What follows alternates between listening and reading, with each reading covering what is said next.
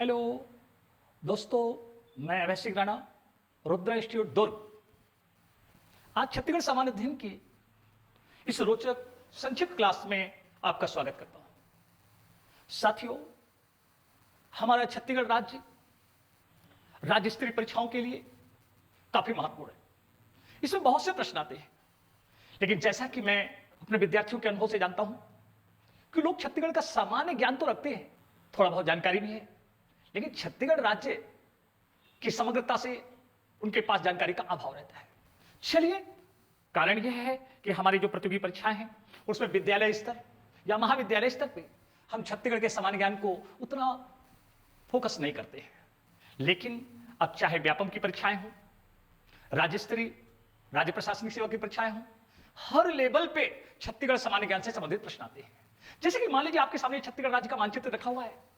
देखिए, हमारे राज्य के मानचित्र को अगर आप गहन रूप से विश्लेषण करें तो इसकी आकृति हिप्पोकैम्पस के समान दिखाई देती है। हिप्पोपोटामस, हिप्पोकैम्पस, ये शब्द मिलते जुलते हैं। नहीं, नो हिप्पोपोटामस, हिप्पोकैम्पस। हिप्पोकैम्पस अर्थात समुद्री घोड़ा। अगर हम से प्रश्न पूछा जाए कि छत्तीसगढ़ राज्य की आकृति कैसी है, तो आप सामान्यतः रोचकता से बता सकते हैं हमारा राज्य का मानचित्र समुद्री घोड़े के समान दिखाई देता है, हिप्पोकैम्पस। उसी प्रकार अगर हम छत्तीसगढ़ का मानचित्र देखें तो राजनीतिक मानचित्र तो हमारे समझ है कि हमारा राज्य राजनीतिक रूप से 7 पड़ोसी राज्यों से घिरा हुआ है। हमारे राज्य के उत्तर में, खासतौर पे ये पोर्शन आप देख रहे हैं, ये उत्तर प्रदेश है। उत्तर प्रदेश, अगर हम कहें तो उत्तर पूर्व में हमारे राज्य की सीमाओं से झारखंड की सीमाएं लगती है। ये झारखंड राज्य है। और अभी आपने सुना भी होगा कि अभी एक चर्चित था बूढ़ा पहाड़। ये बलरामपुर के सामरी तहसील में यहां बूढ़ा पहाड़ एक क्षेत्र है जो कि झारखंड के सीमांत क्षेत्र में है, जो नक्सल गतिविधियों के कारण विगत दिनों काफी चर्चित था। तो अगर हम अपने राज्य को देखें तो हमारे राज्य की 7 पड़ोसी राज्यों से सीमाएं स्पर्श करती हैं। सबसे उत्तर में उत्तर प्रदेश, उत्तर पूर्व नॉर्थ ईस्ट में झारखंड। ये झारखंड से लगे हुए हमारे राज्य के जिले हैं बलरामपुर, जसपुर। अगर हम कहें तो पूर्वी क्षेत्र अगर सबसे लंबी सीमाएं हमारे राज्य की अगर स्पर्श करती हैं तो उड़ीसा राज्य से करती है। अगर आप इस नक्शे को देखें तो उड़ीसा से स्पर्श करने वाली सीमाओं में जसपुर, रायगढ़, महासमुंद, गरियाबंद, धमतरी, कोंडागांव, बस्तर और ये देखिए सुकमा, ये वो जिले हैं जो उड़ीसा को स्पर्श करते हैं। आपके लिए एक रोचक जानकारी है कि छत्तीसगढ़ राज्य का अपने कितने पड़ोसी राज्यों से सीमा स्पर्श करती है? 7। सबसे लंबी सीमा उड़ीसा राज्य के साथ स्पर्श करती है, किंतु सबसे छोटी सीमा वह आंध्र प्रदेश राज्य के साथ सुकमा जिले की स्पर्श करती है। पुराने आंकड़ों में हम इसके विषय में उत्तर प्रदेश पढ़ते थे, लेकिन नवीनतम संदर्भों में जो हमें जानकारी मिलती है राज्य की किसी पड़ोसी राज्य से सबसे छोटी सीमा किस जिले की स्पर्श करती है, तो हम कहेंगे कि सुकमा के आंध्र प्रदेश के साथ। अगर हम नीचे आते हैं तो सुकमा जिला राज्य का वह जिला है जिसकी सीमाएं 3 राज्यों को स्पर्श करती है, उड़ीसा, आंध्र प्रदेश और तेलंगाना। इसी प्रकार हमारा बलरामपुर जिला है, इसकी सीमाएं भी 3 राज्यों को स्पर्श करती हैं। अगर आप देखेंगे झारखंड, उत्तर प्रदेश और मध्य प्रदेश। अगर हम देख रहे हैं तो आप समझने की कोशिश करेंगे इसको कि 3 पड़ोसी राज्यों को सीमा स्पर्श करने वाले राज्य के 2 जिले कौन कौन से हैं? बलरामपुर और सुकमा। अगर हम आए तो राज्य के दक्षिण में, खासतौर पे सुदूर दक्षिण में, तो यह बीजापुर जिला है। बीजापुर जिले की सीमाएं महाराष्ट्र और तेलंगाना से स्पर्श करती है। तेलंगाना और महाराष्ट्र बीजापुर में। अगर हम कहें तो इस पे बात देखेंगे तो महाराष्ट्र राज्य की सीमाएं राज्य के कौन कौन से जिलों को स्पर्श करती हैं, तो अगर आप देखिए ये यहां से बीजापुर, नारायणपुर, कांकेर और अगर कहा जाए तो मानपुर, मोहला, इन जिलों की सीमाएं महाराष्ट्र के साथ स्पर्श कर रही हैं। इधर अगर अपन ऊपर जाएं तो ये जो क्षेत्र है ये मेकल पर्वत क्षेत्र है और ये मध्य प्रदेश के साथ सीमाएं स्पर्श करता है। राज्य की सबसे लंबी सीमाएं सर्वप्रथम अगर कहें उड़ीसा, दूसरे नंबर पे मध्य प्रदेश। तो मध्य प्रदेश के साथ हमारी ये सीमाएं स्पर्श करती हैं, बहुत लंबी सीमाएं। तो साथियों, हमने ये देखा कि हमारे राज्य की पड़ोसी राज्यों के साथ सीमाएं कौन कौन सी हैं। तो 7 राज्य आप क्रमशः ध्यान दीजिए। सबसे उत्तर में उत्तर प्रदेश, झारखंड, उड़ीसा, आंध्र प्रदेश, तेलंगाना, महाराष्ट्र, मध्य प्रदेश, ये 7 राज्य आपके समझ आ रहे हैं। 7 राज्य हुए। अगर आप देखिए सबसे पहले 1 नंबर पे उत्तर प्रदेश, 2 नंबर पे झारखंड, 3 नंबर पे उड़ीसा, 4 नंबर पे आंध्र प्रदेश, 5 नंबर पे तेलंगाना, 6 नंबर पे महाराष्ट्र और 7 नंबर पे ये मध्य प्रदेश है। तो दोस्तों, आपने ये देखा कि इस राज्य के मानचित्र में जो 5 संभाग 33 जिले हैं, उनमें से कौन कौन से जिले हैं जो पड़ोसी राज्यों के साथ अपनी सीमा स्पर्श करते हैं। एक रोचक तथ्य जो विगत कई बार परीक्षाओं में आ चुका है कि राज्य के किसी एक जिले की सबसे छोटी सीमा किसी पड़ोसी राज्य के साथ है तो कौन सा है? तो यह आएगा आपका धमतरी। धमतरी एक ऐसा जिला है जिसकी किसी एक पड़ोसी राज्य के साथ सबसे छोटी सीमा है। तो मन में आएगा अगर धमतरी तो सुकमा क्या है? तो देखिए सुकमा की सीमा उड़ीसा, आंध्र प्रदेश और तेलंगाना 3 राज्यों के साथ टच करती है। तो इसलिए आप लोग को यह अंतर क्लियर हो रहा है। चलिए आगे हम इस मानचित्र को देखिए।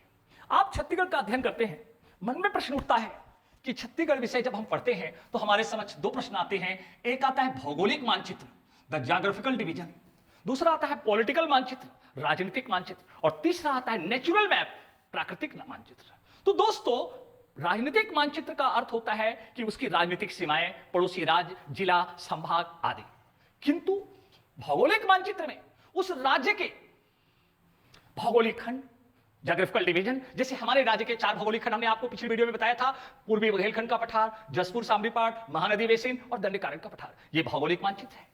इसी से मिलता जुलता है नेचुरल मैप, प्राकृतिक मानचित्र। तो दोस्तों आपके समझ ये जो नक्शे दिख रहे हैं तो ये राजनीतिक मानचित्र है और इसी से लगा हुआ ये प्राकृतिक मानचित्र है। मैं चाहूंगा कि आप इस मानचित्र को बहुत ध्यान से देखिए। देखिए आप इस मानचित्र को ध्यान से अगर दृष्टि करेंगे तो इसमें आपको अलग अलग कलर दिखाई दे रहे हैं। ये कलर आप जब देख रहे हैं तो इस मानचित्र में देखिए ऊपर का छत्तीसगढ़ का राजनीतिक मानचित्र है, लेकिन नीचे जो ये मानचित्र है ये नेचुरल या प्राकृतिक मानचित्र है। इस मानचित्र में हमारे राज्य को अलग अलग कलर से व्यक्त किया गया है। अगर हम देखें तो हमारे इस मानचित्र में येलो कलर का जो पोर्शन दिखाई दे रहा है, जिसे क्रीम कहेंगे, ये पूरा पोर्शन, ये दोस्तों पठार है। क्या है? पठार। पठार को अंग्रेजी में प्लेटो बोलते हैं, प्लेटो। पठार वह कठोर चट्टानों से निर्मित समतल मैदानी भाग होता है जहां कठोर चट्टानें जमीन में छितराई होती हैं, इसे पठार कहते हैं। अगर हम अपने राज्य को देखें तो राज्य में सबसे बड़ा क्षेत्र भौगोलिक रूप से या प्राकृतिक रूप से आपको पीले रंग का दिखाई देगा। ये पीले रंग का भाग पठार है। राज्य की धरातलीय संरचना में सबसे ज्यादा विस्तार किसका है? पठार। अगर आप देखें तो इधर आप देखिएगा ये पठार, ये पूरा पठार क्षेत्र है। ये पठार प्लेटो, पठार का मतलब होता है वह ज्वालामुखी विस्फोट से निकला हुआ लावा जो समतल मैदान में बिखर गया है और कठोर चट्टानें हैं। ज्यादातर ये चट्टानें आर्कियन शैल समूह होती हैं। ज्यादातर हमारे राज्य में सबसे ज्यादा विस्तार आर्कियन शैल समूह का, जैसा कि आप जानते हैं। आर्कियन एंड अर्ली वह रॉक जो कि मैग्मा या जीवाश्म रहित होती है, क्रिस्टल नुमा होती है। अगर हम मानचित्र को देखें छत्तीसगढ़ के मानचित्र में तो दूसरा जो भाग आपको दिख रहा है ये हरे रंग का भाग दिख रहा है। ये हरे रंग का भाग मध्यवर्ती भाग में और सुदूर दक्षिण में दिखाई देता है। यह रंग मानचित्र में प्लेन या मैदान को प्रदर्शित करता है। दोस्तों मैदान नदियों के द्वारा बहा के लाई गई उपजाऊ मिट्टी का वह निम्न तल होता है जो कि कृषि या घास या वनाच्छादन के लिए जाना जाता है। हमारे राज्य में ये जो मध्यवर्ती भाग है इसे हम लोग महानदी बेसिन या छत्तीसगढ़ का मैदान कहते हैं। इसे इसकी आकृति अगर आप बारीकी से देखें तो एक कटोरे नुमा दिखाई देता है, इसलिए इसे बाउल ऑफ द पैडी, धान का कटोरा भी कहा जाता है। किसे कहा जाता है? छत्तीसगढ़ के मैदान। यह मैदान महानदी और उसकी सहायक नदियों द्वारा बहा के लाई गई उपजाऊ मिट्टी से बना हुआ है जो कृषि संसाधन की दृष्टि से राज्य का सबसे समृद्ध क्षेत्र है। अगर हम सुदूर दक्षिण में देखेंगे तो यह गोदावरी अपवाह तंत्र का भाग है। गोदावरी अपवाह तंत्र हमारे राज्य के सुदूर दक्षिण में अगर कहें दंडकारण्य के पठार की दक्षिणी सीमाएं हैं और ये वो क्षेत्र है जहां पर इंद्रावती या गोदावरी के द्वारा बहा के लाए गए उपजाऊ पोषण है। अगर इस नक्शे को देखें तो इधर से सबरी नदी आती है और इधर से इंद्रावती आती है और मध्य से इधर से गोदावरी और मध्य से इंद्रावती। ये जो क्षेत्र है राज्य का समुद्र तल से सबसे निम्न औसत ऊंचाई वाला क्षेत्र है, सूक्ष्म। लेकिन दोस्तों यह दुर्गम सघन वन क्षेत्र है, इसलिए यह क्षेत्र जनसंख्या की दृष्टि से काफी विरल है। घने वन होने की वजह से यह क्षेत्र वर्तमान में राज्य का सर्वाधिक नक्सल प्रभावित क्षेत्र है क्योंकि इन्हें छुपने के लिए पर्याप्त जगह मिल जाती है। किंतु राज्य शासन के प्रयासों से इस क्षेत्र में विकास की नई धारा बहाई जा रही है, सड़कों का विस्तार किया जा रहा है, यहाँ रबड़ के प्लांटेशन लगाए जा रहे हैं। तो ये जो क्षेत्र है आपका, यहाँ अगर आप देखें तो ये जो है अलबाका की पहाड़ियां और ये गोलापल्ली का पठार, ये सुदूर दक्षिण में है। अगर हम देख रहे हैं तो हमने दोस्तों अभी क्या देखा, राज्य के मानचित्र में क्रीम या येलो कलर ये पठार का भाग होता है, ग्रीन कलर ये मैदान या निम्न स्तरीय एक उपजाऊ मिट्टी से बना हुआ भाग होता है। लेकिन अगर इस नक्शे में आप मैरून कलर देख रहे हैं, ये हाईलैंड से, मैरून कलर हाईलैंड, हाईलैंड मतलब उच्च पर्वतीय भूमि। दोस्तों अब बारीकी से आप इस नक्शे को देखिए, सबसे उत्तर में ये जो क्षेत्र है ये चांग बखार की पहाड़ियां हैं। चांग बखार की पहाड़ियां भरतपुर, मनेनगढ़, चिरमिरी और कोरिया जिले में फैली हुई है। ये जो क्षेत्र है देवगढ़ की पहाड़ियां है। अगर हम इस साइड आए तो ये पूरा जसपुर सामरी पाट का इलाका है। ये पाट क्षेत्र है राज्य की सर्वाधिक औसत ऊंचाई वाला भूभाग है, तो ये कहा जाए राज्य का उत्तर पूर्वी क्षेत्र है जिसमें जसपुर, सामरी पाट, मैनपाट आदि क्षेत्र आते हैं। अगर हम राज्य के मध्य पश्चिम में या छत्तीसगढ़ के मैदान के पश्चिमी सीमांत क्षेत्र में देखते हैं तो ये जो दिख रहा है ये मैकल पर्वत है। मैकल पर्वत राजनांदगांव, कबीरधाम, मुंगेली, गौरेला, पेंड्रा, मरवाही इन जिलों में फैला हुआ है। और इस ये जो क्षेत्र है यह हमारे राज्य में वृष्टि छाया क्षेत्र का निर्माण करता है। दोस्तों आपको लगेगा what is the rain shadow zone, क्या होता है वृष्टि छाया प्रदेश? दोस्तों ये लंबवत वर्टिकल शेप में एक ऊंचे पर्वत श्रृंखला फैली हुई है जिसको हम कहते हैं मैकल पर्वत। पुरानी किताबों में हम पढ़ते थे कि मैकल पर्वत जो क्षेत्र है इसकी सबसे ऊंची चोटी कवर्धा में बदरगढ़ है। दोस्तों एक रोचक तथ्य, राज्य में जब मानसून आता है तो मानसून दक्षिण पश्चिम से प्रवेश करता है और राज्य में सबसे ज्यादा वर्षा दक्षिण पश्चिमी मानसून से होती है। जब मानसूनी हवाएं मैकल पर्वत क्षेत्र में आती हैं तो उसी पार बारिश हो जाती है और छत्तीसगढ़ क्षेत्र में यहां वर्षा कम होती है, इसलिए इसे रेन शैडो जोन या वृष्टि छाया प्रदेश कहते हैं। दोस्तों आपको मैं रोचक जानकारी देना चाहता हूं, राज्य में सर्वाधिक वार्षिक वर्षा मैक्सिमम एवरेज एनुअल रेन ये अगर देखा जाए तो 172 सेंटीमीटर ये जसपुर जिले में होती है। राज्य में सर्वाधिक मानसूनी वर्षा 158 सेंटीमीटर अबुझमाड़ नारायणपुर जिले में होती है। लेकिन राज्य में न्यूनतम वर्षा क्षेत्र कबीरधाम या कवर्धा है। क्यों है दोस्तों? क्योंकि यह मैकल पर्वत का वृष्टि छाया प्रदेश है, यहां सबसे न्यूनतम वर्षा होती है।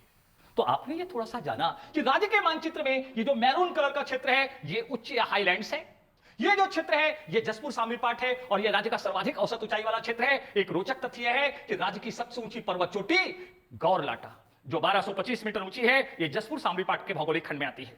उसी प्रकार अगर हम दक्षिणवर्ती भूभाग को देखें तो ये जो पोर्शन दिख रहा है ये दक्षिण का क्षेत्र है, दंडकारण्य का पठार का पर्वतीय भाग। दंडकारण्य के पठार के उत्तर पूर्व में इस क्षेत्र में केशकाल घाटी, केशकाल घाटी आप सबने सुना होगा, राज्य की सबसे बड़ी सबसे ऊंची घाटी है और ये जो क्षेत्र फरसगांव की पहाड़ियों के तहत आता है। इसी के साथ ये लगा हुआ अबुझमाड़ की पहाड़ियां हैं। अगर हम नीचे की ओर जाएं तो ये बेलाडीला की पहाड़ियां हैं जो उत्कृष्ट किस्म के लौह अयस्क के लिए जानी जाती है। तो दंडकारण्य के पठार का उत्तरवर्ती और मध्यवर्ती भाग उच्च पर्वतीय क्षेत्र है और यहां पर सबसे ज्यादा धारवाड़ शैल समूह पाया जाता है जो लौह अयस्क के लिए प्रसिद्ध है। लौह अयस्क के अलावा ये धारवाड़ शैल समूह में कैसिटेराइट चट्टानें मिलती है। अगर अब हम मानचित्र को दोबारा देखें तो मानचित्र में जो नीले रंग का भाग दिखाई दे रहा है ये नदियां हैं, बांध हैं और ये नदियों के संचित या वाटर एरिया है। तो इसलिए दोस्तों आज हमने छत्तीसगढ़ के मानचित्र को आपको बताया तो मानचित्र के तहत आपको कुछ यह समझ आया कि मानचित्र में जो कलर से अंकित किया जाता है नेचुरल मानचित्र में उसका आशय क्या होता है। दोस्तों पीले रंग का भाग पठार, हरे रंग का भाग मैदान, मैरून या हल्का लाल कलर जो होता है वो पर्वत भाग है, पर्वतीय पठारी या उच्च भाग है और नीले रंग का भाग वह है आपका जल क्षेत्र है। तो साहब मुझे लगता है कि आपको इस वीडियो के द्वारा जो हमने अभी जानकारी दी कुछ समझ आया होगा, इसका फायदा आपको जरूर मिलेगा। आइए आप अगली कड़ी का इंतजार करिए। अगली कड़ी में हम छत्तीसगढ़ की धरातलीय संरचना के तहत शैल समूह और यहाँ के विभिन्न जियोलॉजिकल स्ट्रक्चर का हम प्रकाश डालेंगे। धन्यवाद दोस्तों। हाँ, अगर आपको वीडियो लगा अच्छा लगा तो लाइक करें, शेयर करें तथा अपने बहुमूल्य सुझाव जरूर हमें प्रेषित करें। धन्यवाद।